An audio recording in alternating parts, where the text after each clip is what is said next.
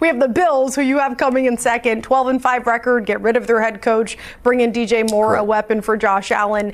This is such a frustrating team for so many people because the talent's been there. Josh Allen's been so great, but they haven't been able to push through. They haven't been able to get over the top and get into the Super Bowl, and that's been the issue. And to me, this is the first year in many years that the Bills have a lot of questions. You talked about it, new head coach, new defensive coordinator. The defense was the issue last year, but schematic-wise, we're making a change, Emory, to a 3-4. But when I look at the talent on the roster, do they have the talent to actually play in the 3-4 scheme? That's my biggest question. Jim Leonard comes over from the Denver Broncos, and he's now the defensive coordinator. Greg Rousseau is going to be an outside linebacker. Can he play outside linebacker? They do bring in Bradley Chubb, who has had some injuries but played really well last year. Also, C.J. Gardner-Johnson. But my question is, opposite of Christian Benford, who's going to be the starting quarterback? And the biggest concern for me is they lost their offensive line coach, Aaron Kromer. We talked about Jeff Stoutland and what he meant to the Eagles. Same can be said for Aaron Kromer and the Bills. There's a reason James Cook led the NFL in rush yards last year. It was because of that offensive line. So a lot of question marks. New head coach is going to be calling the plays. He was there before, but also a new defense, and that was the struggle part for them last year. Sean McDermott is still in New York because he's been at Giants practice the last 2 days, just monitoring what was going on with John Harbaugh. So it was cool to see him out there and talking with Tremaine Edmonds and everyone like that, former Bills connection there. But to your point, man, Joe Brady is now the head football coach. What worries me about that is not anything to do with the passing game. I used to hate when the Bills forgot to run the football. Because they forgot to run the football, that's why they didn't beat Kansas City a couple years ago in the AFC Championship game. James Cook is the straw that stirs that drink offensively, in addition with Josh Allen. But you can't forget the James Cook part. So I'll be interested to see how that plays out. And just when the defense started to play better up front, last year you're switching the front around. Now you have to wait and see. So I can understand why you have these guys too.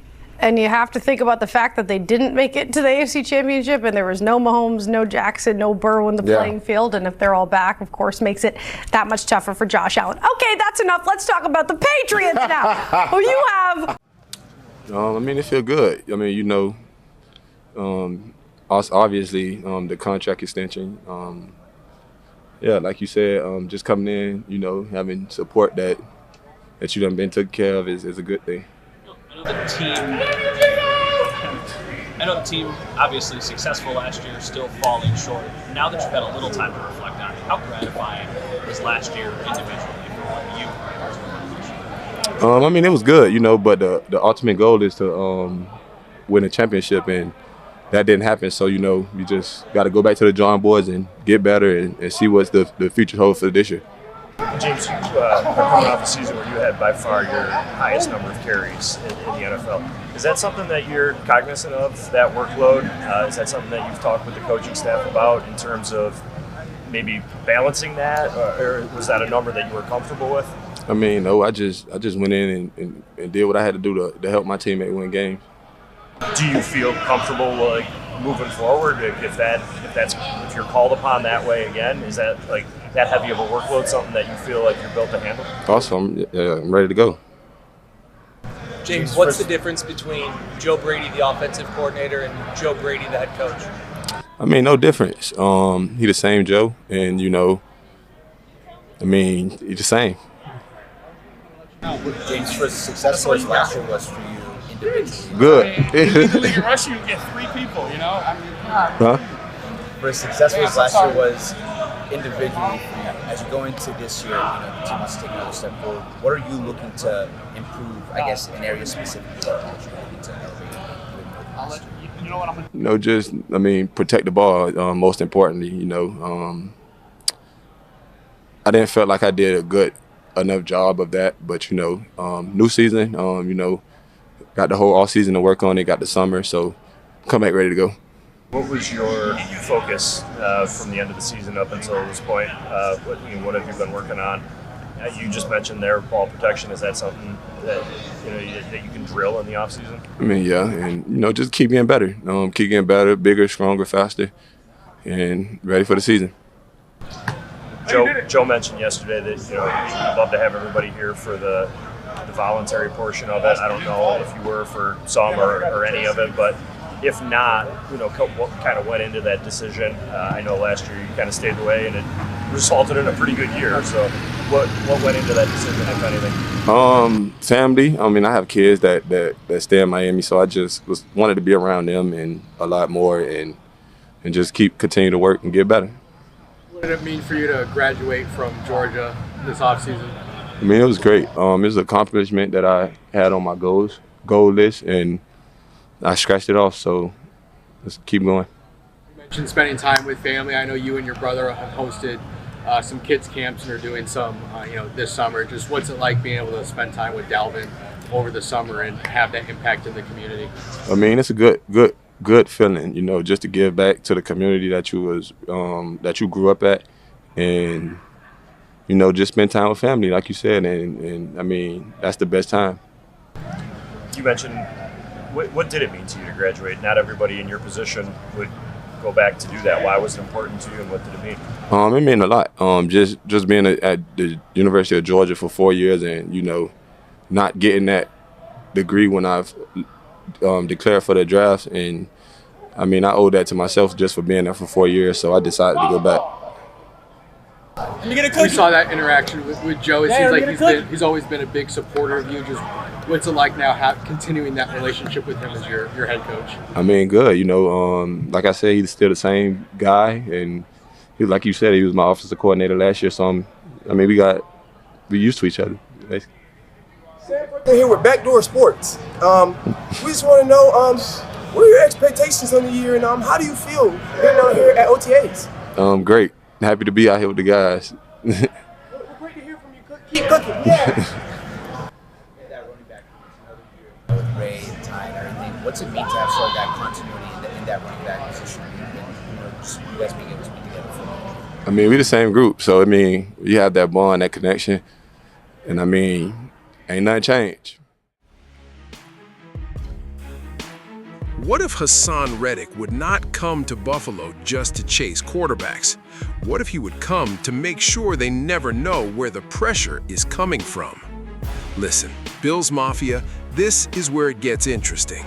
Buffalo does not only need to pressure the quarterback, Buffalo needs to protect the mystery of the defense.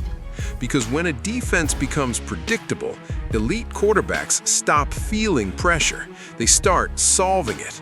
They identify the blitz, slide the protection, throw into the space Buffalo just abandoned, and suddenly aggression becomes an invitation. Reddick would not just add pressure to Buffalo, he could protect the mystery of the entire defense. Here's what people are missing. This is not just about sacks. The best pressure is not always the pressure that gets the sack. Sometimes it is the pressure that changes the entire play before it begins. Reddick lines up wide and the tackle starts protecting the edge. The running back stays home. The tight end gives a chip instead of releasing. The quarterback changes the protection. One weapon has already been removed from the route before the ball is snapped. That is pressure without touching the quarterback. Reddick could become a piece of controlled uncertainty. Stand him up, put his hand down, move him inside, show him on one edge, then shift him before the snap. Threaten pressure with a linebacker in the A-gap, drop that linebacker into coverage, and let 4 defenders attack from a picture the quarterback did not expect. Buffalo does not need more obvious aggression. Buffalo needs pressure that looks different every time. Against intelligent AFC quarterbacks, chaos without structure is dangerous. If the quarterback knows where the blitz is coming from, he can turn Buffalo's aggression against itself. The Bills do not just need to win the rush, they need to win the guessing game. Picture 3rd and long at Highmark Stadium.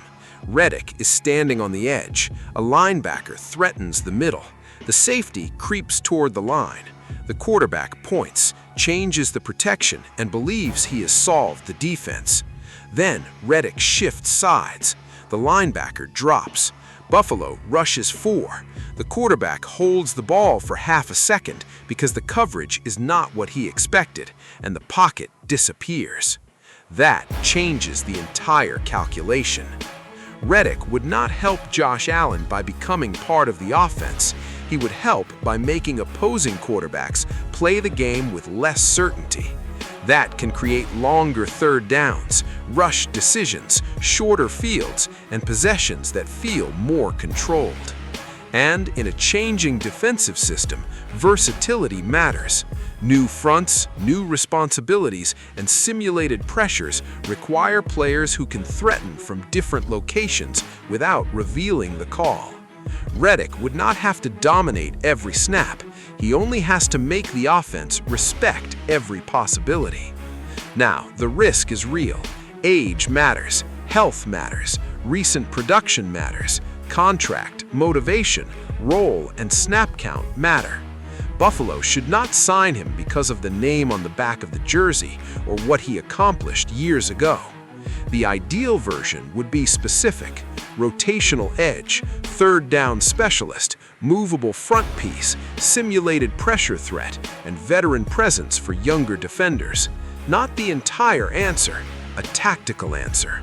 If the price is reasonable and the role is clear, Reddick could help transform Buffalo from a defense that announces pressure into one that hides it until the quarterback has already chosen wrong. Bills Mafia, does Buffalo need another traditional pass rusher, or does this new defense need Haason Reddick to make every quarterback question what he sees? Comment your take, leave a like, and subscribe to the channel for more Bills news, rumors, and reactions.